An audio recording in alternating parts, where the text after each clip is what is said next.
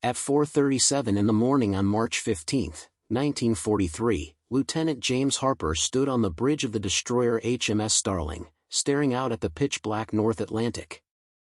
There was no moon. There were no stars. Only absolute darkness and the sound of waves crashing against the hull. But Harper knew that down there, at a depth of 200 feet, 8 German U-boats were moving in an attack formation, prepared to destroy Convoy HX-229, which was carrying vital supplies to a besieged Britain. It was a suicide mission to try to hunt enemy submarines in total darkness. The Germans knew this. Their commanders had studied British tactics and knew every limitation of Allied underwater detection, openly mocking it. In the first 3 years of the war, the Royal Navy lost more than 2,000 merchant ships to U-boats. The German submarines were deadly ghosts. They attacked without warning, sank entire convoys, and disappeared into the depths before any ship could react. To detect a submerged submarine, the British relied on ASTIC, a primitive system that sent out sound waves and waited for echoes. But the equipment was so imprecise that it required getting within 500 yards to have any chance of detection. At that distance, the German submarine had already launched its torpedoes. But that morning, something completely different was installed in the Starling's operations room. It was something German engineers considered technically impossible. Something that Admiral Karl Donitz, upon hearing the rumors, reportedly called a British fantasy, a device that could see through the water using invisible sound waves and track multiple targets simultaneously with deadly precision. British sailors nicknamed it the Bathtub toy because the first tests were done in water tanks. But its official name was much more technical, Type 144 high-definition sonar. Harper looked at the illuminated circular screen in front of him. 8 bright dots pulsed in the electronic darkness, each representing a German U-boat. He knew exactly where they were. He knew exactly where they were moving. And the Germans had no idea they had been detected. The project for that equipment had begun in 1940, with an apparently insoluble problem. Conventional ASTIC sent a single pulse of sound and waited for the echo. It was like screaming in a cave and trying to locate bats by the sound that came back. Slow. Imprecise. Practically useless against fast-moving submarines. The theoretical solution was simple: have the equipment send multiple pulses at different frequencies simultaneously, process the echoes in real time, and create a complete acoustic image of the underwater environment. The problem was that this required signal processing technology that simply did not exist in 1940. The initial response from the British Admiralty was unanimous: impossible. To work, the system would need piezoelectric transducers capable of withstanding pressures of hundreds of atmospheres, electronic circuits that processed analog signals in milliseconds, and a way to eliminate background ocean noise that normally masked submarine echoes. But Professor Frederick Hunt, an acoustic physicist at Cambridge University, would not accept impossible as an answer. His team worked for 22 months in absolute secrecy at the Admiralty Research Laboratory in Teddington. They developed synthetic quartz crystals mounted in circular arrays, created miniaturized vacuum tube amplifiers that worked in high-humidity environments, and designed analog filters that isolated the specific acoustic signatures of German submarines. The result was revolutionary. The device didn't just detect submarines, it tracked them. It calculated their speed, depth, and direction. It could monitor up to 12 targets simultaneously and update their positions every 3 seconds. In November 1942, the destroyer HMS Hesperus tested the new equipment against a British training submarine in the Irish Sea. The result was startling. The sonar tracked the submarine continuously for 4 hours and 37 minutes, even when it executed all known evasive maneuvers, deep diving, sudden changes in direction, and maximum speed. Nothing worked. The training submarine commander reported that it was like being pursued by a predator that could see in absolute darkness. No matter what he did, they always knew exactly where he was. The Royal Navy cancelled the rest of the tests and started mass production immediately. But there was a critical problem: absolute secrecy. If the equipment fell into German hands, Nazi engineers could develop countermeasures, such as acoustic coatings for U-boat hulls, noise generators to mask their signatures, or specific tactics to avoid detection. The decision was clear. High-definition sonar would be used only in the deep waters of the Atlantic, ensuring that any sunken ship would take the equipment to depths where the Germans could never recover it. And more importantly, no German prisoners could be captured from submarines sunk with the new technology. There could be no survivors to report what happened. Commander Peter Gretton personally escorted the first 12 sonar systems to the port of Liverpool in January 1943, and Admiral Max Horton distributed the equipment to 3 escort groups operating on the Atlantic convoy routes, including the 2nd Escort Group commanded by Captain Frederick Walker aboard HMS Starling. The Starling had been attacked 23 times in the last 6 months, dropping more than 400 depth charges and sinking only 1 confirmed submarine. It was a brutal rate of 400 charges per destroyed U-boat. On March 14, 1943, the ship received the new system, and the crew was trained in absolute secrecy.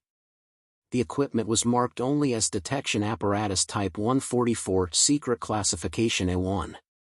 On the morning of March 15, the Starling and 5 other destroyers were escorting Convoy HX-229, composed of 38 merchant ships loaded with 200,000 tons of supplies. At 2:30 a.m., naval intelligence intercepted German radio transmissions. A wolf pack of 8 U-boats had been directed to intercept the convoy. German submarines operated in a lethal tactic called Rudel tactic or pack tactic. They positioned themselves in an attack line, submerged at medium depths, waiting for the convoy to pass. Then they attacked simultaneously from multiple directions, launching dozens of torpedoes in just a few minutes, ensuring that at least half of the merchant ships were destroyed before the escorts could react. It was a tactic that had worked hundreds of times. The Germans never failed. But at 4:37 a.m., when the 8 U-boats positioned themselves in attack formation 8,000 yards from the convoy, Lieutenant Harper turned on the Type 144 system. The circular screen in front of him lit up with 8 distinct dots, each pulsing in an exact position.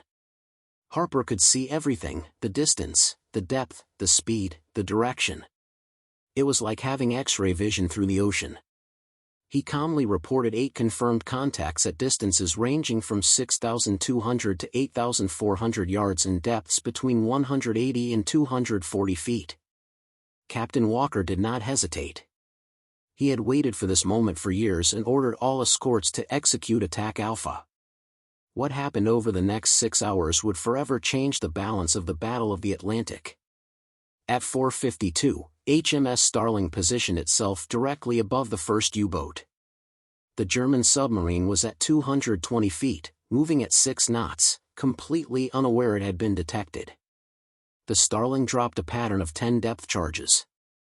The underwater explosions created giant bubbles of superheated gas that expanded and collapsed in milliseconds, generating devastating shockwaves. The U-boat's hull imploded like a crushed aluminum can. There was no time for an emergency message. There were no survivors. The submarine simply disappeared from the sonar screen, sinking silently to the ocean floor. At 5:18, HMS Kite destroyed the second U-boat. At 5:47, HMS Woodpecker sank the third. The Germans finally realized something was terribly wrong. The remaining submarines tried every known evasive tactic, diving to maximum depths, turning off their engines to remain motionless, or launching decoy devices. Nothing worked. The Type 144 tracked them through every maneuver. At 300 feet, at 400 feet, it didn't matter. The piezoelectric crystals penetrated the dark Atlantic waters like invisible rays, reflecting off the steel hulls and returning with precise location information. By 7:33, 4 German submarines had been destroyed. The remaining 4 tried a desperate maneuver, dispersing in opposite directions to force the British escorts to divide their strength. Captain Walker smiled coldly and ordered each ship to its designated target, maintaining continuous sonar contact. At 8:15, the 5th U-boat was sunk. At 9:02, the 6th exploded. At 9:44, the 7th submarine tried a suicidal emergency surface maneuver to use its deck guns, but it was immediately riddled with shells and sank in flames. The 8th and last U-boat, commanded by veteran Captain Lieutenant Heinrich Müller, realized it was doomed. He sent a final radio message to Submarine Command, under attack by unknown forces. They track us regardless of depth or maneuvers. Impossible to escape. The transmission was cut off at 10:21 a.m. when HMS Starling launched its final attack. 12 depth charges exploded simultaneously around the U-boat at 280 feet. The submarine broke in half. 52 men died instantly. When silence returned to the North Atlantic, Lieutenant Harper looked at the sonar screen. It was completely clear. No contacts. No submarines. The 8 U-boats had been destroyed in less than 6 hours, and not a single ship in Convoy HX-229 had suffered a scratch. The crew of the Starling was in shock. The official report declared that the value of the Type 144 could not be overstated. It represented a total revolution in anti-submarine warfare. During the following months of 1943, the Germans began to realize that something had changed dramatically. Veteran U-boat commanders reported inexplicable experiences of submarines being destroyed without ever detecting the escorts. No audible astic.